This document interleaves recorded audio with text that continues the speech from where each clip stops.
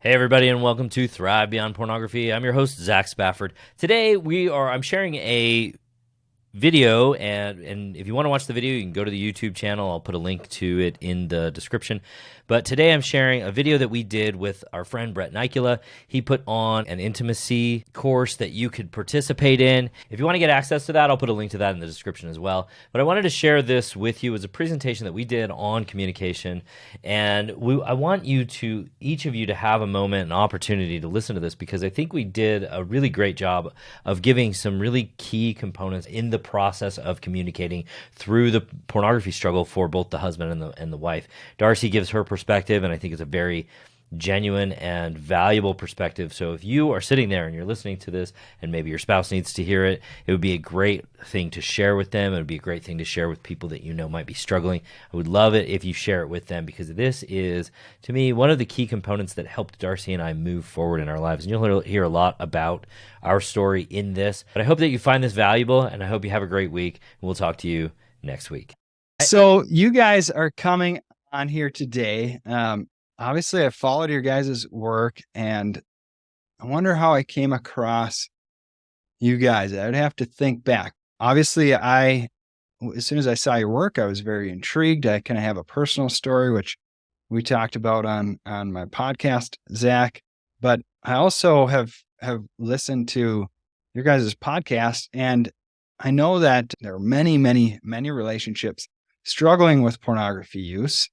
And those skills that you guys talk about on that podcast, they go beyond just pornography use. I listen to them and I'm applying them to all kinds of different situations with my clients, within my own life, that they're not necessarily just specifically to porn, but they relate to, these different struggles that relationships face with like breach of trust and going outside the boundaries of relationships, which sometimes is like financially, and there's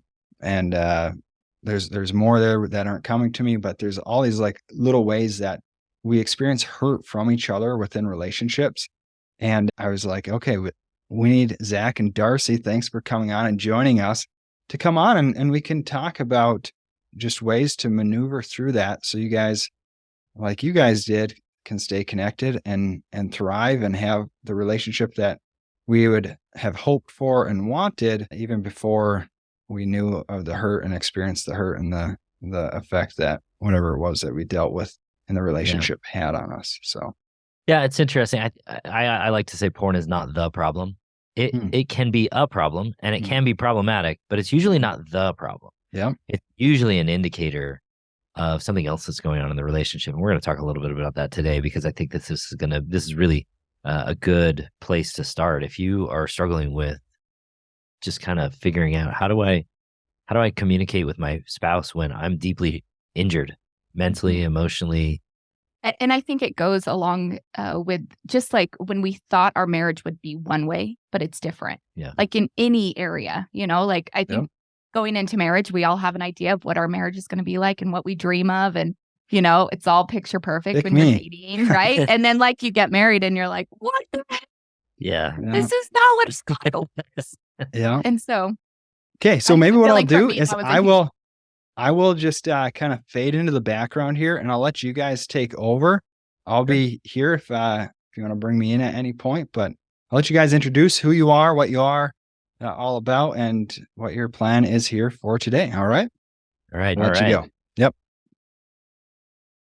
Well, good afternoon to you guys all. Well, most everybody except for California. If you're here from California, it's good morning, but everybody else, it's good afternoon. So I'm Zach, and this is Darcy, and today we're going to talk about reconnecting through hurt in a relationship. And I think that this is going to be just an awesome way to just start that conversation within your relationship, because every single one of us has been in a relationship where we've been hurt. That's the reality of it. So I think it's important to start with understanding that relationships are key to understanding yourself, growing up, and creating a fulfilling life. There's a guy named Dr. David Schnarch. He talks about marriage is a crucible. It is, and if you know what a crucible is, it's a place where you melt and forge And the place where you melt and forge metal, turn it into something better or more valuable is, I think, a really good analogy. And the truth in the reality of every single meaningful relationship in your life is that disagreement and discomfort are inherent in them. And I just want to help everybody here understand that I don't know of a perfect relationship. I love to say this. There's no such thing as a perfect relationship, but there are deeply connected, meaningful, and intimate relationships. And one of the biggest shifts that each of us has to make is to understand that getting through this disagreement and working in this disagreement to create the relationship that you want is crucial to creating a thriving life and a thriving marriage, which is what we love to focus on. So why would you listen to us?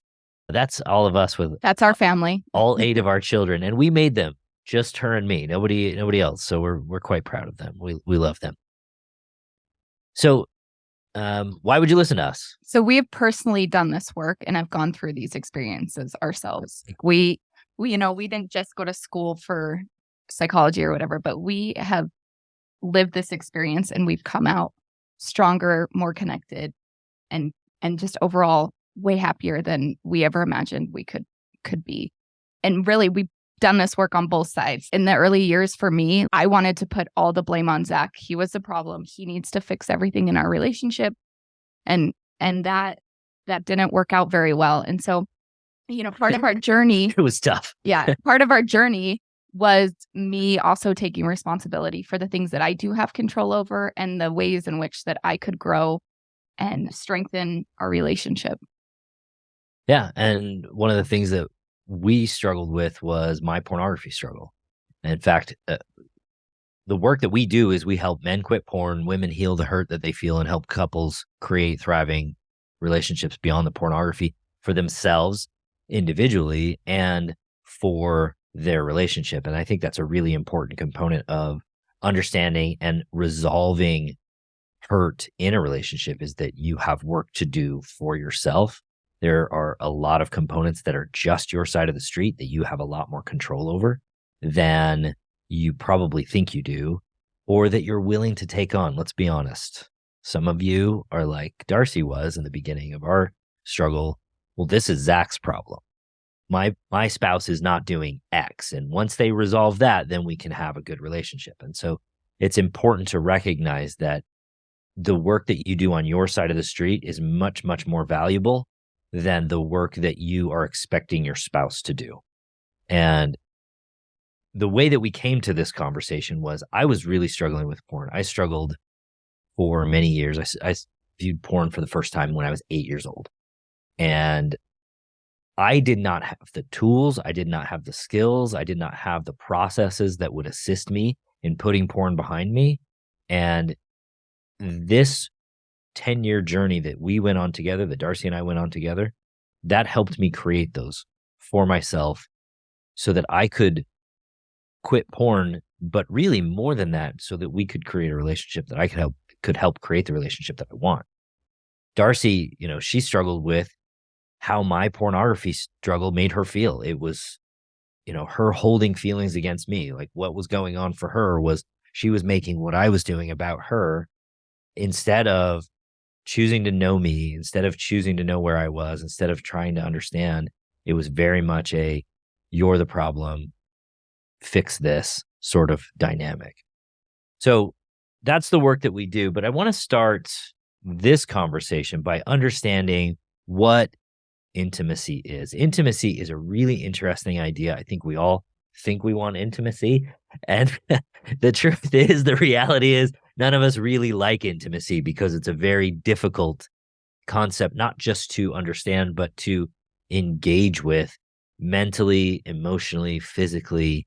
Intimacy's tough. So my favorite definition of intimacy is knowing the other person in your relationship, knowing who they are to the best of your ability, and being able to choose them in spite of all their very flawed realities. I love to talk about movies. Movies are a fun thing for me. One of my favorite characters in the movies is Severus Snape. If you don't know who Severus Snape is, he's a Harry Potter character. Don't feel bad because I don't know who She doesn't he is actually either. know who he is. She's never watched the movies or read the books, right? But Severus Snape is a very deeply flawed man.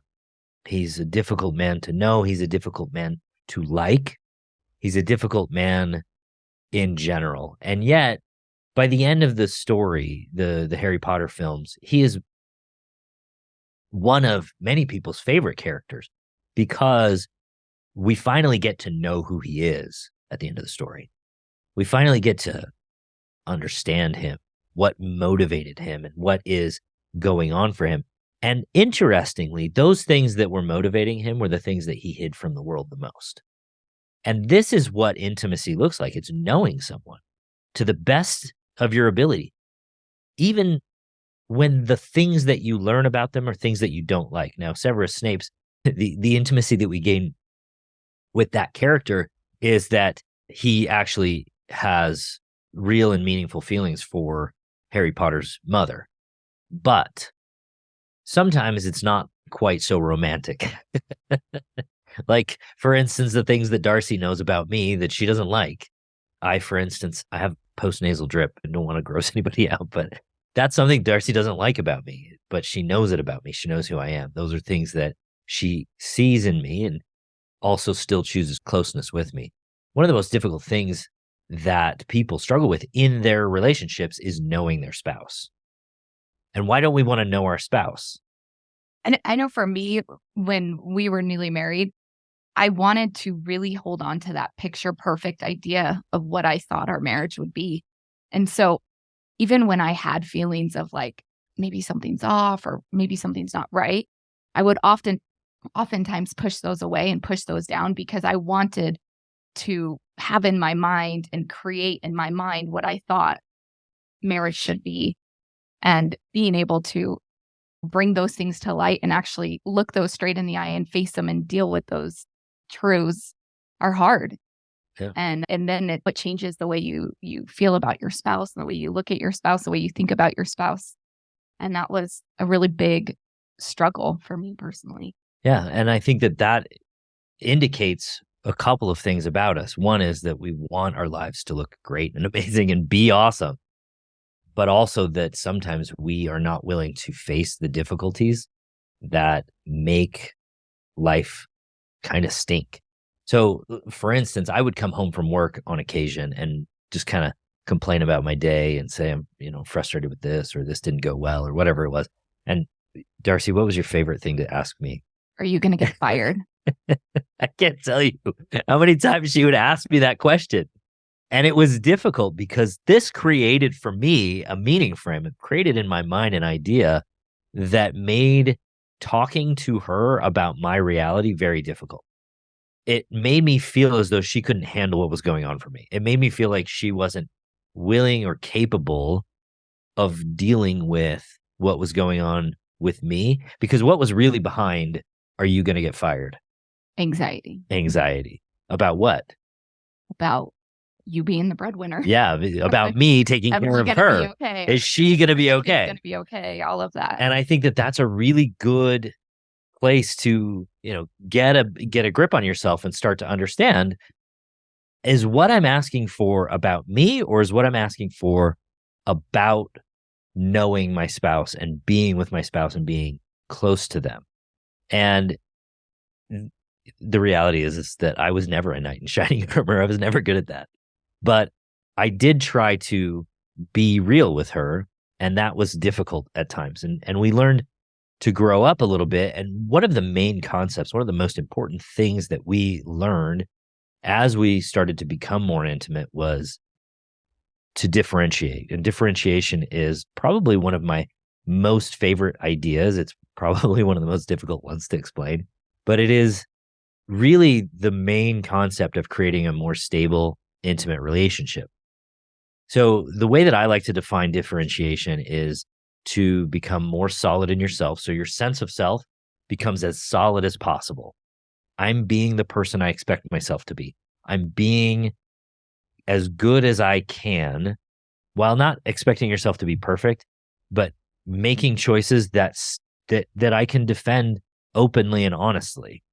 Not, if you make a mistake and you defend that as, no, it's not a mistake. That's not being solid in yourself. It's about saying, even if I make a mistake or make a choice that my partner doesn't like, it's about being able to say, I did my best. I think this was the right move at the time. And honestly, I did as much as I could knowing what I knew. That's a solid position. Whereas I think a lot of what we do when we argue or disagree in relationships is we take a position and we entrench in that position, even if we don't honestly believe it's a right or good or solid position. So differentiation is becoming solid in yourself while still choosing closeness with the other person.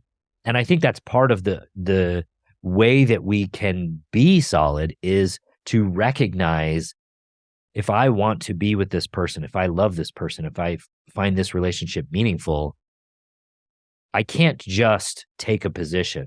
I have to acknowledge how that position impacts my partner, acknowledge how what I'm choosing and thinking about and trying and doing is going to impact the relationship. And sometimes those impacts will be minor. Sometimes those impacts will be large. For instance, we have a dog. I don't want a dog. So that has been a difficult, she's a giant dog. She's supposed to be. She's supposed to. Oh, I think she's in front of the camera. Anyhow, right? So this is a component where we are working through, like, we're not perfect. We haven't figured it all out all the time. But this is a component where we're working through, like, I have a position about dogs and Darcy has a position about dogs and the impacts of those things. But in the process of not agreeing about this dog, we still choose each other. Sometimes begrudgingly. Sometimes it's not as cut and dry and clean as we'd like it to be. But we try to work together to be close and choose each other.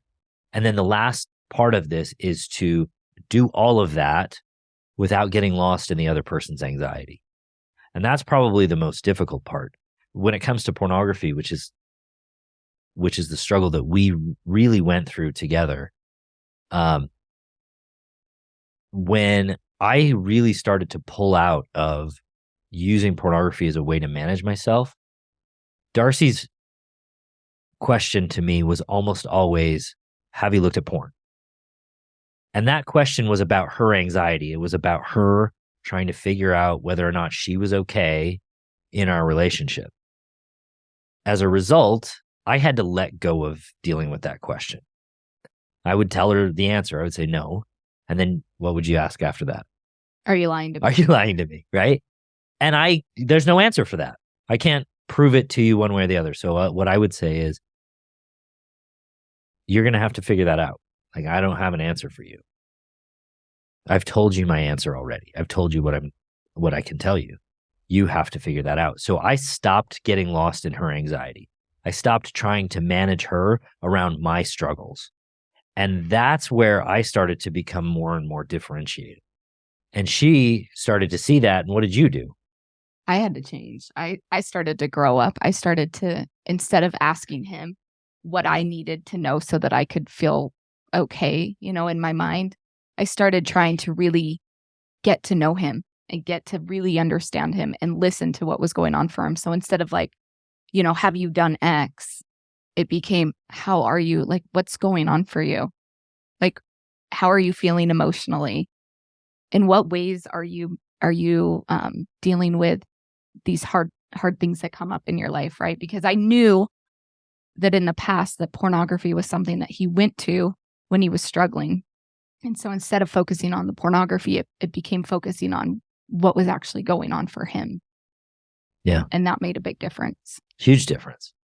So we've talked about what is intimacy. We've talked about what is differentiation. Let's talk about why we struggle.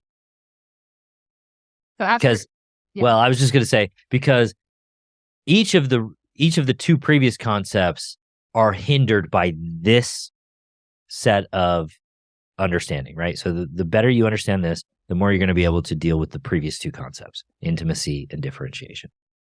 Yes. So, gosh, how many? It was probably about 4-5 years ago. Zach and I were doing really well. We had kind of I would say, like, overcome the porn struggle or whatever, but we're still having some communication struggles, and we had started to identify some patterns in our relationship where things would get hard and we would talk and it felt like we were just constantly like triggering each other and it would just explode. And I went to my therapist, and we actually went together, and I was like, okay, like, can you help us work through this one aspect of what we keep seeing over and over again? And one of the things that he pointed out to us was the idea of basically that everything comes back down to these 4 negative core beliefs that we hold about ourselves, that we're unlovable, incapable, not enough, and then body image issues. And as we started to communicate about the things that were triggering us, we started to see that we had this pattern where Zach would say something, and then I would feel unloved, and then I would spout back something to him, and then that would trigger his I'm not enough, right? Because we all have different ideas that we struggle with deep inside. And mine is always that I'm not enough and I'm unlovable, right? Like those came from childhood and just, past issues. And for Zach, it was always he wasn't enough. And so once we started to see that what was going on for us was we were essentially triggering these negative core beliefs in ourselves, then we were able to see it for what it was, calm ourselves down and have those conversations and realizing, okay, this is why it's happening. Well, let me give you an example of I'm not enough. We were driving south out of Salt Lake City, and I'm doing my best dealing with traffic. It's city traffic, and we don't live in the city anymore. I grew up in Chicagoland, so I know how to drive in traffic. I've driven in traffic my whole life. That's where I learned to drive, is in traffic. And Darcy says, slow down. Because he's weaving in and out of traffic. Because I'm moving in and out of the cars. I'm going at my speed. I'm moving in and out of the cars. And she says, slow down. And I'm like, I'm doing my best. And I get mad. I'm so frustrated because I don't understand why she has to tell me how to drive. I hate it when she tells me how to drive. To me, it's like, I'm 43 years old. I've been driving since I was probably 10. No, I'll tell you, the first time I drove a car, I was 10. So I've been driving for a long time. And I get so frustrated and angry. And as we are working to get to a place where we understand each other better, one of the things that I learned and one of the things that this therapist helped us by pointing out was he said, all of that anger and frustration boils down to the sense that you don't feel like you're enough. Like you've done your best, you've done everything that you can, and you're not enough for your wife. She doesn't trust you. She doesn't value the work that you do. That's what you believe. Now, is that true?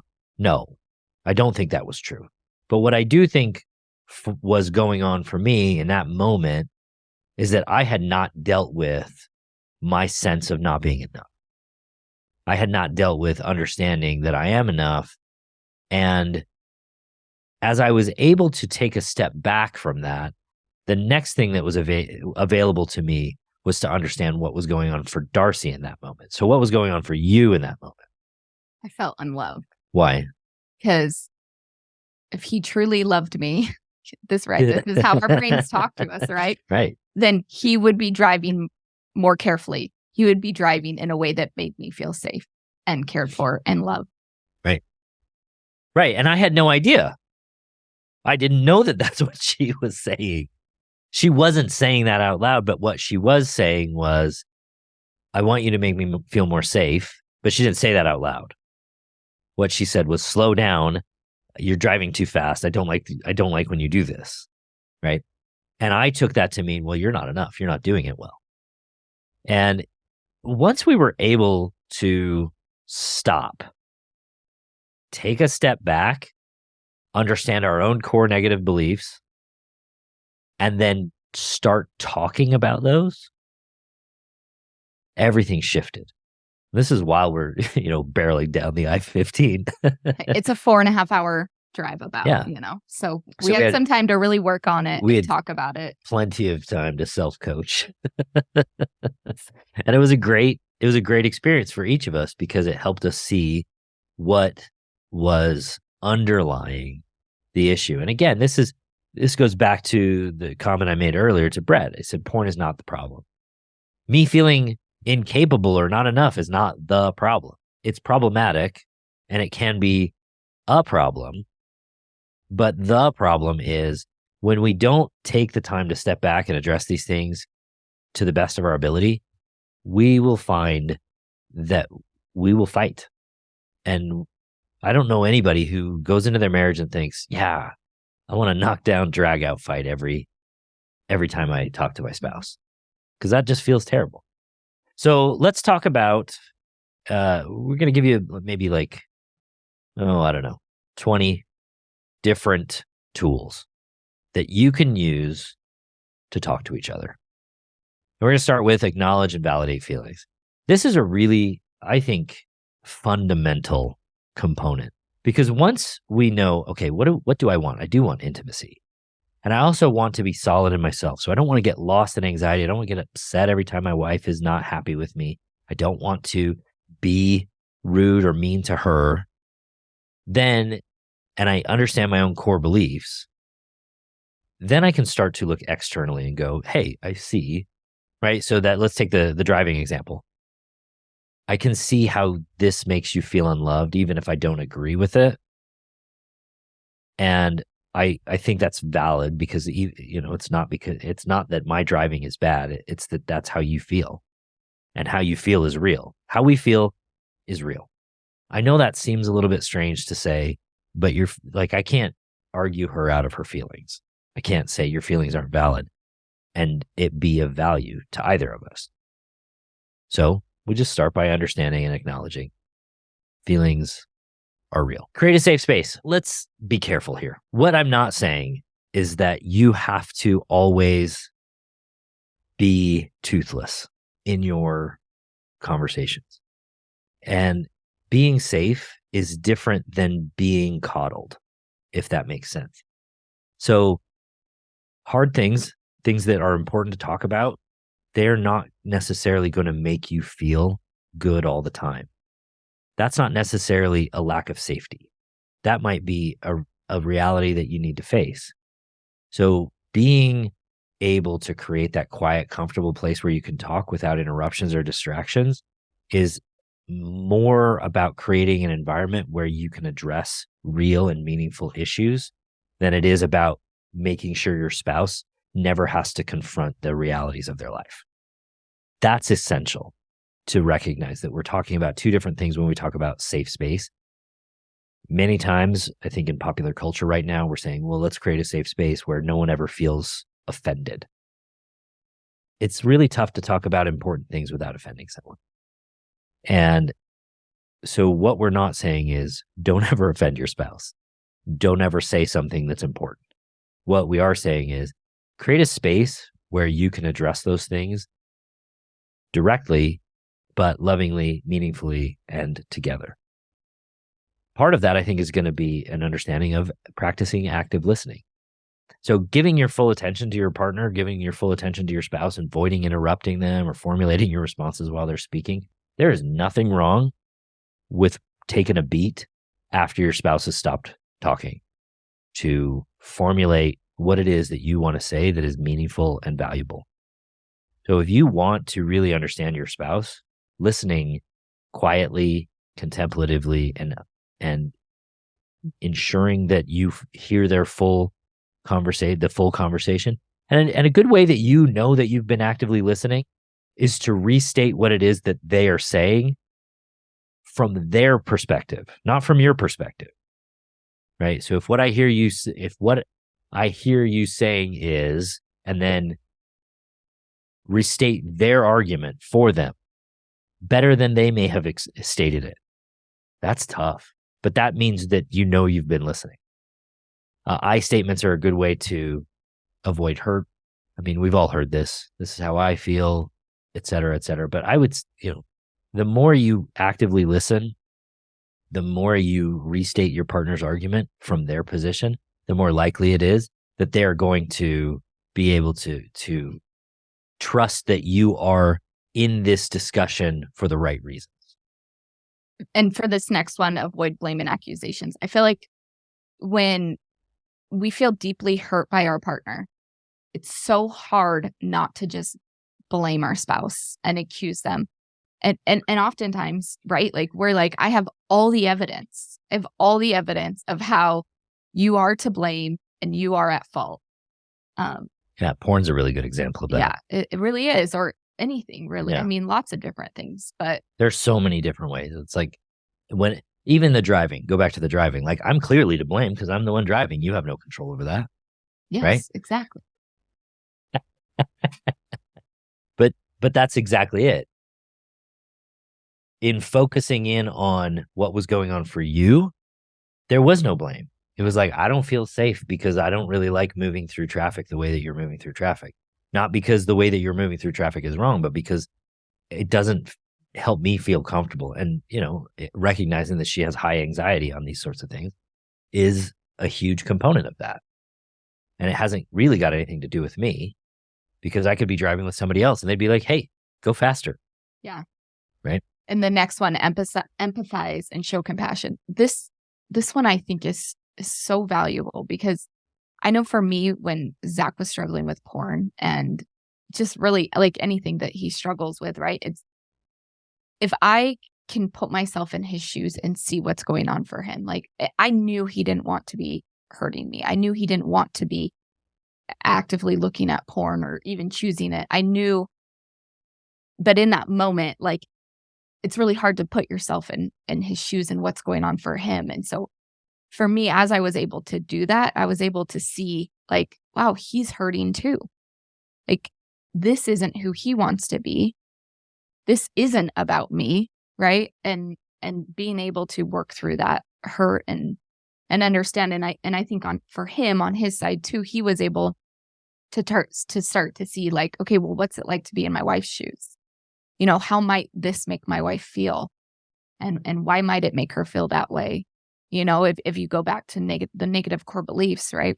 A lot of women have body image issues. And when something like porn's brought up in the marriage, right? That obviously can trigger the core negative belief that we have about ourselves. And so like for him being able to see that and see, oh, I can see why this is bringing this up for you.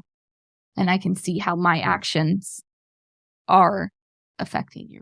Well, and I think it's important to recognize that no matter how beautiful you are, porn's very rarely, if ever, about you.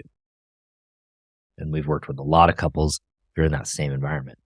So being able to show empathy and compassion, from my perspective to how is this hurting you? And from your perspective to why is he choosing this?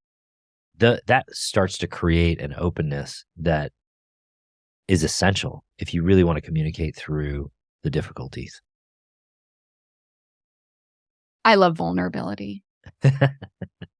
Right? Being able to be vulnerable and being able to really express how it is that you're feeling your fears, your insecurities, like really truly sharing what's going on for you.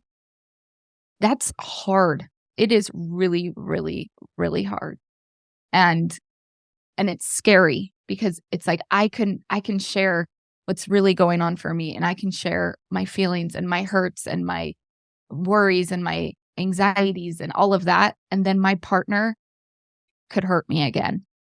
And that will hurt even more. Right. And it becomes like this scary cycle of hurting. But it also, to me, I felt like it's freedom because being able to communicate what is going on for me, being able to still choose my marriage, still work hard at my marriage, and still know that I could get hurt again.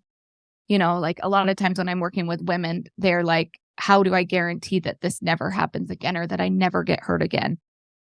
And there's just no guarantees in life. I always say like your husband could literally get run over by a truck tomorrow. Like that would hurt really bad. Like you You don't have control over what someone else does. You only have control over what you do. Yeah, absolutely.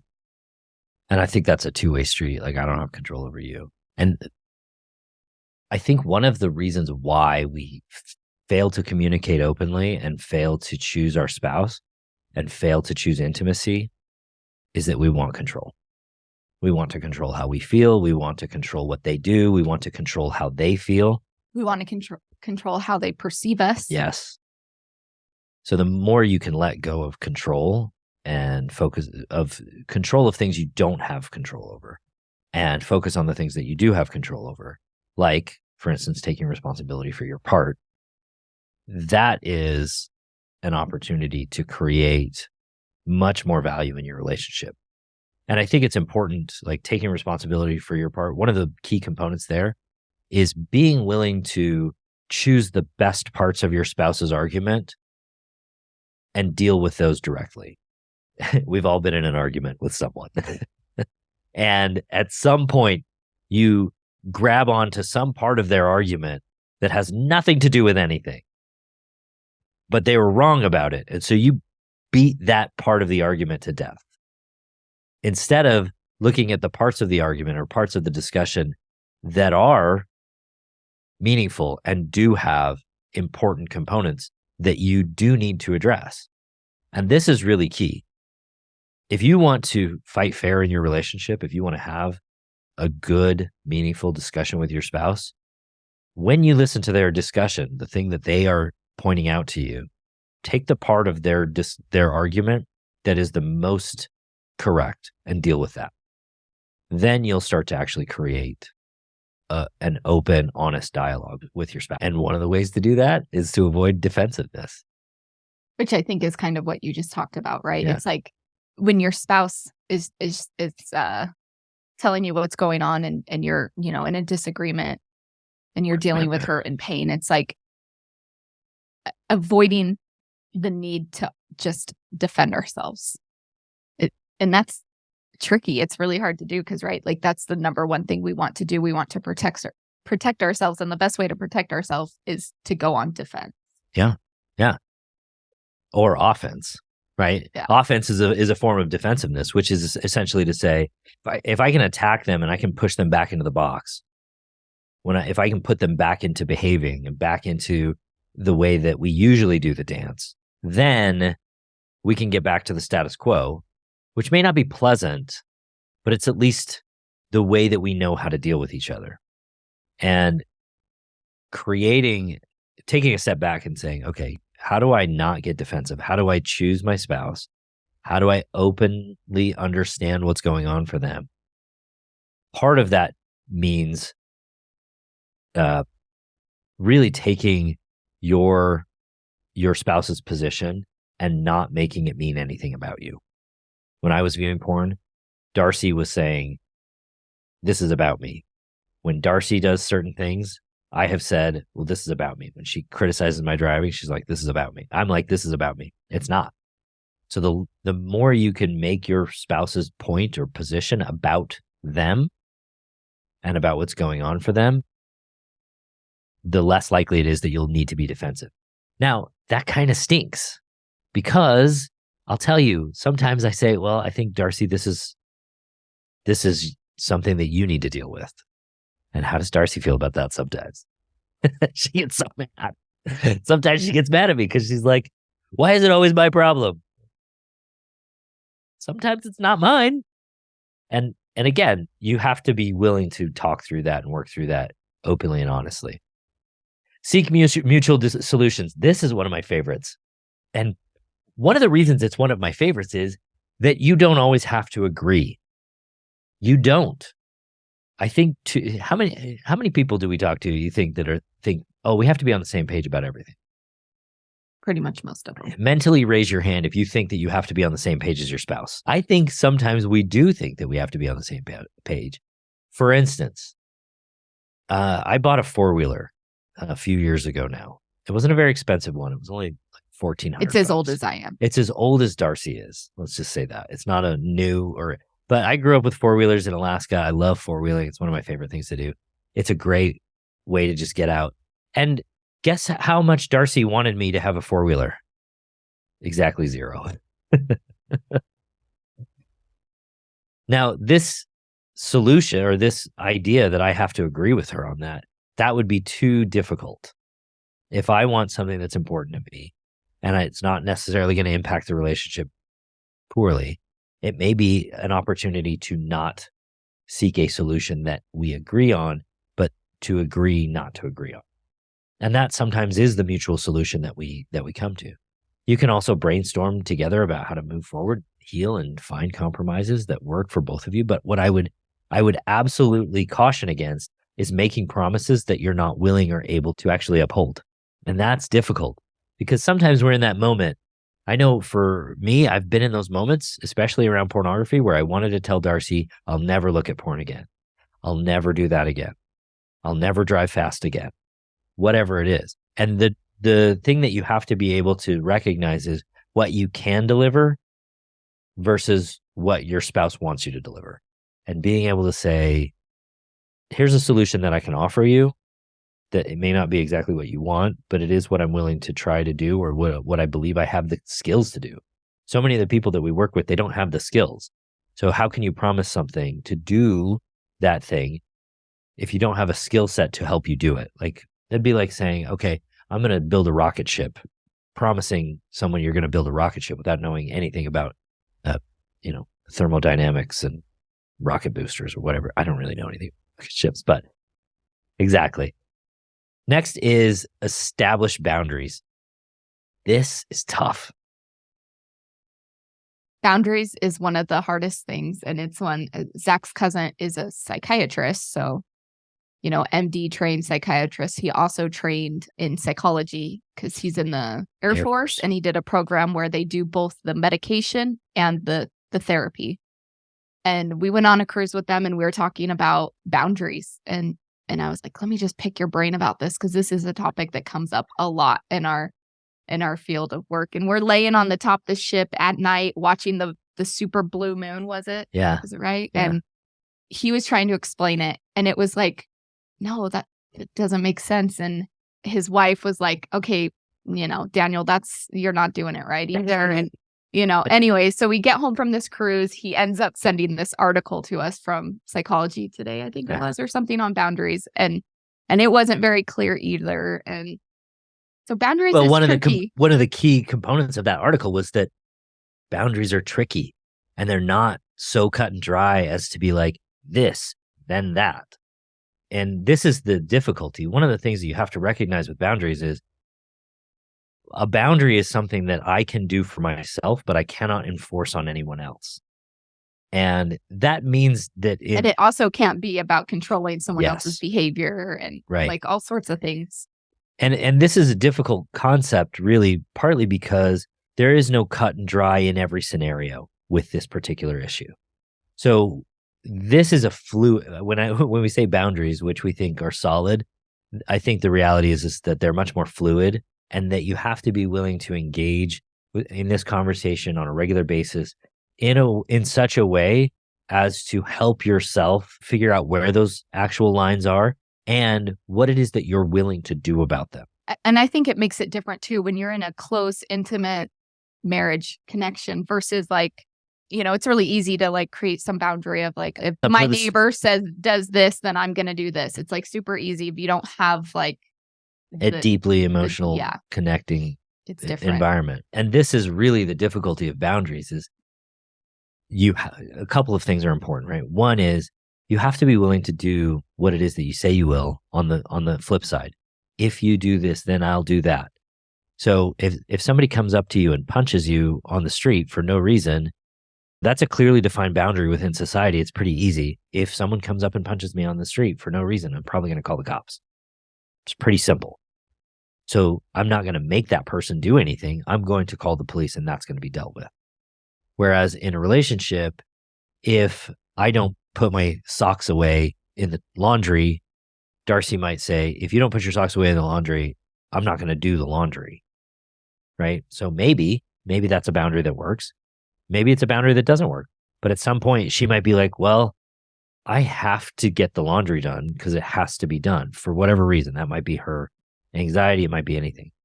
So if she's not willing to follow through on that boundary, she needs to reevaluate the boundary and say, if he doesn't put his socks away in the laundry, then I'm going to ask him to do it before bed every single time, right? Maybe that's the boundary she can actually uphold. So you have to be willing to be fluid and work with these so that you can communicate, so that, and don't be afraid to say, I think I messed up my boundary. Let's talk about this in a way that we can both collaborate to ensure that this can be doable. One other thing that I love is using timeouts wisely. This is really good because sometimes you shouldn't talk to your spouse.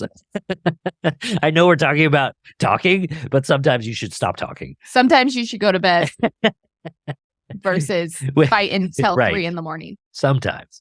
So just be aware of that. Be clear that it may not be valuable to keep hammering away at this until each of you's had an opportunity to take a step back, reevaluate, and reposition and figure out, well, what is actually important to me? And that's tough to do, honestly. Next one is practice forgiveness. This is a really good one for taking timeouts, because practicing forgiveness, it doesn't mean that you're saying, hey, what you're doing is okay. It does, however, offer a space for healing, allowing each of you to kind of step beyond that moment. Because the truth is, most of the most horrible things that have happened to us in our lives can never be repaid. So forgiveness is like, oftentimes I think we want justice, but forgiveness is the thing that frees us up to create the life that we want. And justice will never achieve that for us. So allowing for that space to forgive and create space to move forward, I think is essential. And I think that's similar to giving each other the space that we need. I also want to talk about nonverbal communication. It's really difficult. I'm sure you've all heard this. It's really difficult to fight naked. It is, I think, much valued to be able to touch and be close to each other. Sometimes you don't want to touch each other. Sometimes you're mad. That's okay. It's very helpful, though, to maintain eye contact. It's very helpful to maintain the touching. A lot of our best conversations happen in the shower. For 20 years, we have showered together. For our 20-year marriage, we have showered together pretty much every time. It's actually rarer that we don't shower together than we do shower alone. It's rarer that we shower alone than when we shower together. This is, I think, a really good, helpful way for us to stay close, to keep that connection. And, it's hard to not run into each other when you're in the shower, even if you're mad.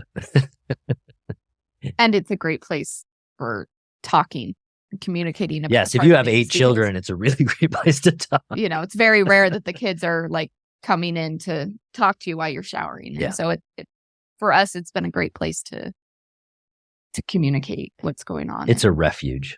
Yeah. You want to talk about showing affection after resolving conflicts? I think it's important after you have a disagreement, after you're experiencing hurt, to reconnect, have time together, even if it's just a hug or a gentle kiss or holding hands, going for a walk and reconnecting and saying, I love you, even if it sucks sometimes. I love you, even if it hurts sometimes. And I choose to be with you, even though it's not perfect. I love this one. This is something that Darcy does very well. Once we've had a really difficult conversation or there's been strife and struggle in our relationship, one of the things that Darcy invariably does, every single time, it'll be some point during the day and she'll come to me and she'll just say, I need a hug. And she will hold me and I love it. It's extraordinary to me. Hopefully those points will be helpful to you. I highly recommend that you take some time and you practice them. Even practice them without your spouse, practice them in the mirror. I am certain that practice makes perfect. And the more you're able to practice these things, the more likely it is that you're going to enjoy each other and thrive in your marriage, in your relationship. Because why else are you here? What else do you want out of life? I think having Darcy as a partner has been the most meaningful thing in my entire life. We've been together now almost longer than we were apart. I have. Yeah, that's I got true. married when That's we true. were 20 and 12 days old, and we've been married for Over 20 years. years Yeah. this So year. it's, yeah. So for her, we've been together longer than she was alone. And I think that that's a really important factor in our lives that has helped us become grown-ups. We're very different people than we were when we were kids. And so I'm grateful for her and for this opportunity to help you guys talk about how to talk to each other. If you want to get a hold of us, you can find us at Thrive Beyond Pornography. If you scan that fancy QR code, then you can find us easily on Instagram, or you can go to zachspafford.com/workwiththrive, and we can sit down and talk for 30 or so minutes, see what's going on for you, anything like that. We did get a question. What did the porn do for you? Why did you turn to that? Okay. So the short version is most of us dislike discomfort, and discomfort is problematic to us. Our lower brain does three things. It seeks pleasure, avoids pain, and conserves energy. In a normal individual's life, one of the things that you will find is that if you look at your life, you are at some level, especially with things you really, really don't want to deal with, like stress, loneliness, frustration, boredom, you will seek pleasure, avoid pain, and conserve energy. And when it comes to pornography, so I worked at a corporation. Well, I mean, all my life, this is just kind of what I would do. I would avoid doing my schoolwork. I would avoid discomfort on all levels, right? A lot of people do this with food. A lot of people do it with video games. Some people do it with drugs. Some people do it with online shopping. Even if you just like put it in your shopping cart, but you don't actually buy it, even that, right. So porn gave me a sense that I was okay. And it's a fantasy sense, right? So it's pretend, because what you're doing is you're going into a forum where everybody loves you and they desire you regardless of whether or not you're actually being desirable. And in that space, you feel loved, you feel comforted, you feel safe. You feel aroused, you feel arousal, you don't feel any other emotions. Exactly.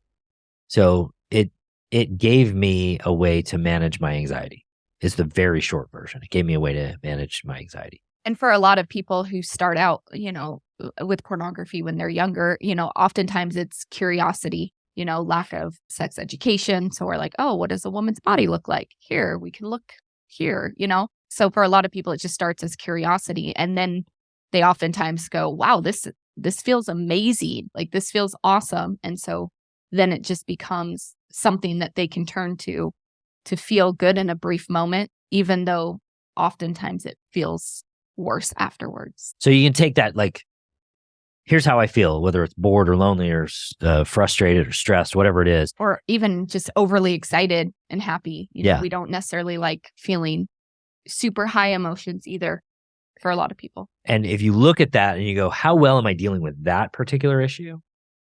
And is my brain offering me an escape from that particular issue in the moment? Then you'll start to figure out, okay, what do I actually need to be dealing with, and learn how to deal with that directly. So that's what porn did for me, is it made it so I didn't have to deal with my actual issue directly. It gave me an escape. And, for good or for bad, it was an important component in my life, and it helped me get through a lot of difficult times in my life. That said, it wasn't who I wanted to be in the end. It wasn't the person. I wasn't behaving according to my values. So I didn't live up to those. And that's why eventually we got to this place where it was like, let's solve this.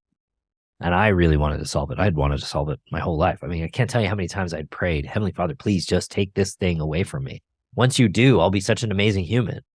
But that's not really how it works, because I don't think that's, I think God gives us free will. So I don't think that he would take it from me, even if he could. And I guess he can, but I don't think he would, because he wants me to grow. And you can't grow if you don't strive. If you don't go through the crucible, you don't grow. So that was probably more of an answer than you wanted. Brett, any thoughts? Anything you want to? Yeah, that was amazing. It was engaging, fun to listen to. I was so fun. This one for me, probably just because it it hits on so many things that happen even in my own life. I think hurts happen in so many different ways in our relationships. And I felt like I just had a lot of questions. I do want to let the participants ask any questions that they might have. So if you have any questions for Zach and Darcy, put them in the Q&A box. You can raise your hand, come on, either way. Otherwise, I was really glad that you guys made the time and took the energy to put together what you did. I thought there was a lot of very, very practical tips.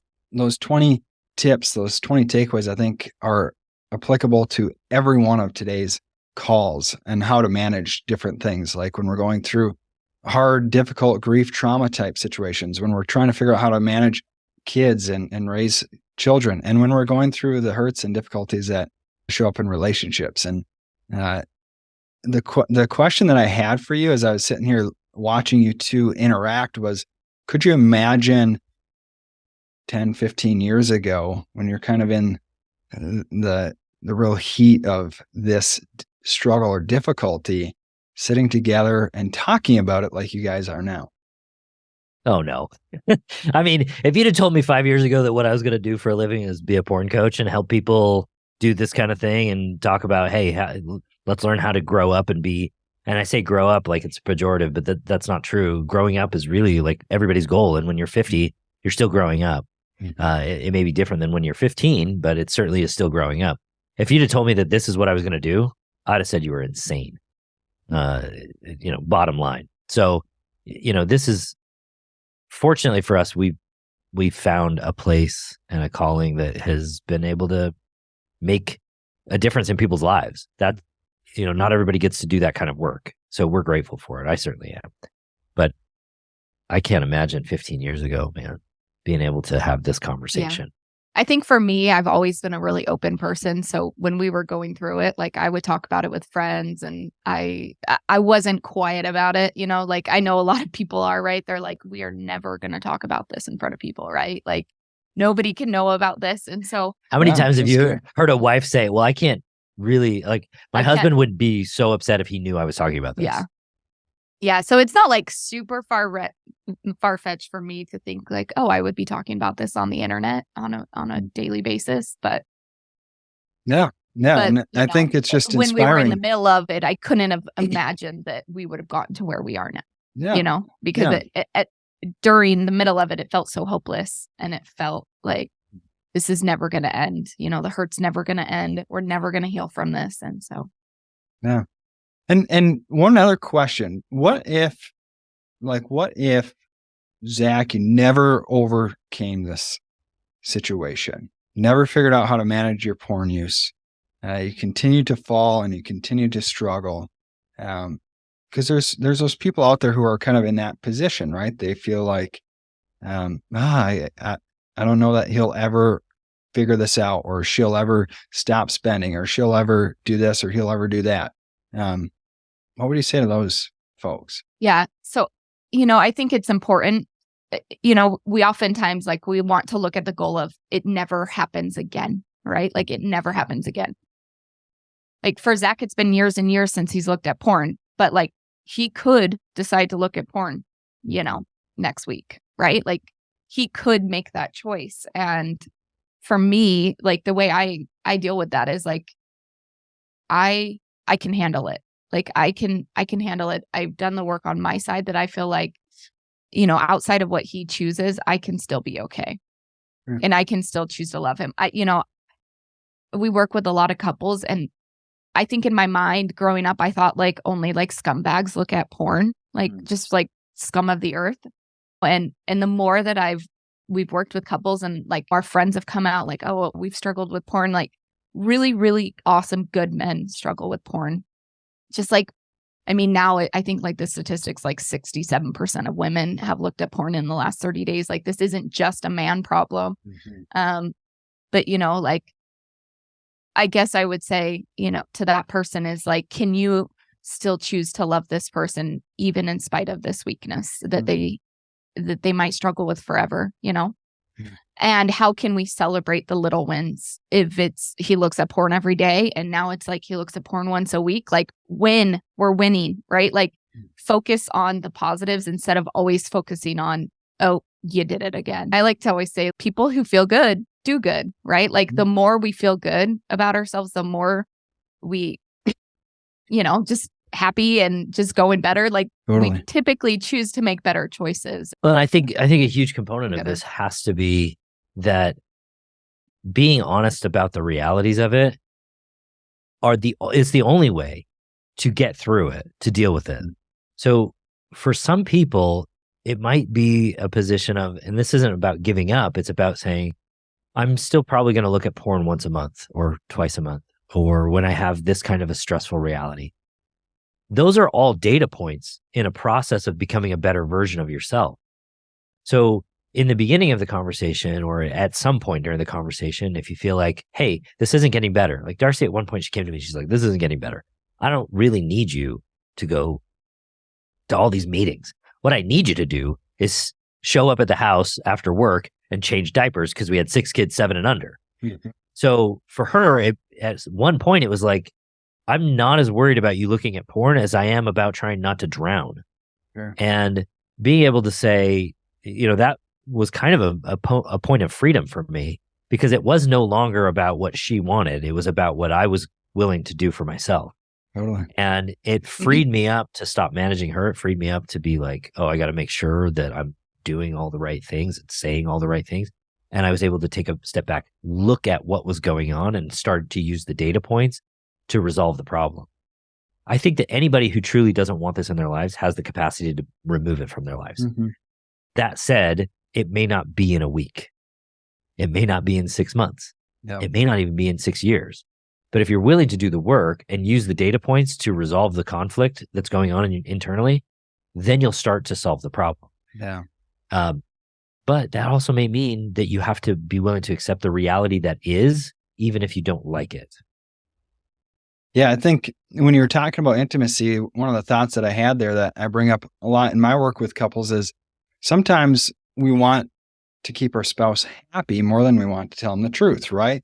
And that prevents intimacy, especially like things like this, right? We get caught in this like, well, I need to say the right things and do the right things and show up in the right way to keep them happy, but I can't tell the truth. And that's actually preventing you from getting the help that you need. And to be able to see that even from the spouse's standpoint, do you want them to say things to make you happy, or do you want them to show up in a way that allows for them to get the support that they need? I think so powerful. I want to just give you one last opportunity to share anything that you want to before we go. Otherwise, I always direct people to, if anything here resonated and you want to reach out and get help, I know you guys are in the business of helping. So go find. Yeah, you can always reach us at Thrive Beyond Pornography. Use an X for the N, because you can't use the word pornography on Instagram apparently. Okay. So if you do Thrive Beyond Pornography with an X instead of an N for pornography, then you'll find us there. You can also email us, Zach@ZachSpafford.com or Darcy at ZachSpafford.com. We would love to work with you and chat with you. The thing that I hope anyone sees is that you can stop porn in your life. You can heal. And you can actually create a thriving, extraordinary marriage beyond the one that you have right now. But you have to be willing to give up the one that you have right now. And that's tough sometimes. Love it. Thank you guys so much for coming on and taking the time here today. Appreciate it so much. And we'll be in touch in a little bit here. Yeah. All right. Bye-bye.